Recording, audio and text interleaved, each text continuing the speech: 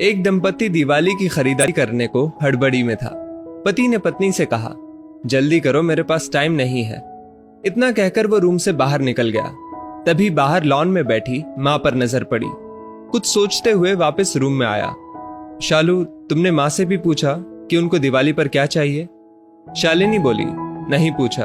अब उनको इस उम्र में क्या चाहिए होगा यार? 2 वक्त की रोटी और 2 जोड़ी कपड़े, इसमें पूछने वाली क्या बात है? वो बात नहीं है शालू, माँ पहली बार दिवाली पर हमारे घर में रुकी हुई है, वरना तो हर बार गांव में ही रहती हैं, तो औपचारिकता के लिए ही पूछ लेती। अरे इतना ही माँ पर प्यार उमड़ रहा है तो खुद क्यों नहीं पूछ लेते? झल्लाकर चीखी थी शालू और कंधे पर हैंडबैग लटकाते हुए तेजी से बाहर निकल गई। सूरज माँ के पास जाकर बोला, माँ हम लोग दिवाली की खरीदारी के लिए बाजार जा रहे हैं, आपको कुछ चाहिए तो? माँ बीच में ही बोल पड़ी, मुझे कुछ नहीं चाहिए बेटा। सोच लो माँ, अगर कुछ चाहिए तो बता दीजिए। सूरज के बहुत जोर देने पर माँ बोली, ठीक है तुम रुको, मैं लिख कर देती हूं। तुम्हें और बहू को बहुत खरीदारी करनी है, कहीं भूल ना जाओ। कहकर सूरज की माँ अपने कमरे में चली गई। कुछ देर बाद बाहर आई और लिस्ट सूरज को थमा दी।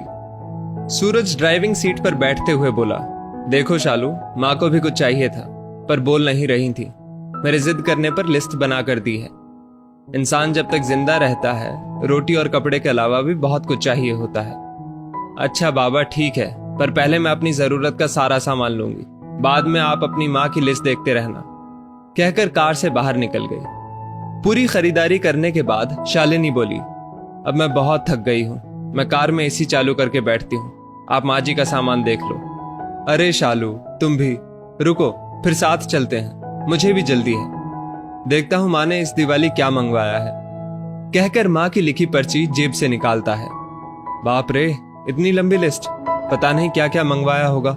सूरज ने कहा, जरूर अपने गांव वाले छोटे बेटे के परिवार के लिए बहुत सारा सामान मंगवाया होगा। और बनो श्रवण कुमार। कहते हुए शालिनी गुस्से से सूरज की ओर देखने लगी। पर ये क्या? सूरज की आंखों में आंसू और लिस्ट पकड़े हुए हाथ सूखे पत्ते की तरह हिल रहा था। पूरा शरीर कांप रहा था। शालिनी बहुत घबरा गई। क्या हुआ? ऐसा क्या मांग लिया है तुम्हारी मां ने? कहकर सूरज के हाथ से पर्ची झपट ली। हैरान थी शालिनी भी, इतनी बड़ी पर्ची में बस चंद शब्द ही लिखे थे। पर्ची में लिखा था, बेटा सूरज, मुझे दिवाली पर तो क्या, किसी भी अवसर पर कुछ नहीं चाहिए, फिर भी तुम जिद कर रहे हो तो तुम्हारे शहर की किसी दुकान में अगर मिल जाए तो फुर्सत के कुछ पल मेरे लिए लेते आना। ढलती सांझ हुई अब मैं। सूरज, मुझे गहराते अंधियारे से डर लगने लगा है।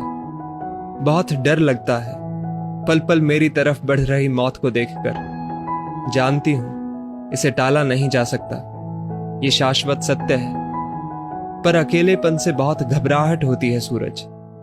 तो जब तक तुम्हारे घर पर हूं, कुछ पल बैठा कर मेरे पास, कुछ देर के लिए ही सही। बांट लिया कर मेरे बुढ़ापे का अकेलापन। बिन दीप जलाए ही रोशन हो जाएगी मेरे जीवन की सांझ।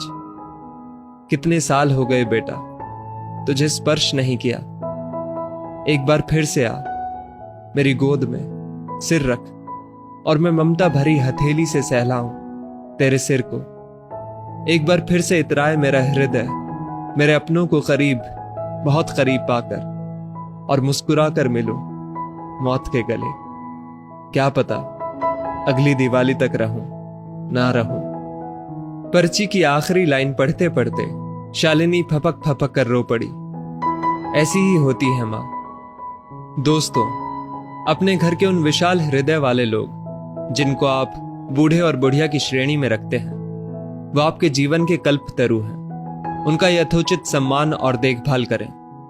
यकीन मानिए, आपके भी बूढ़े होने के दिन नजदीक ही हैं।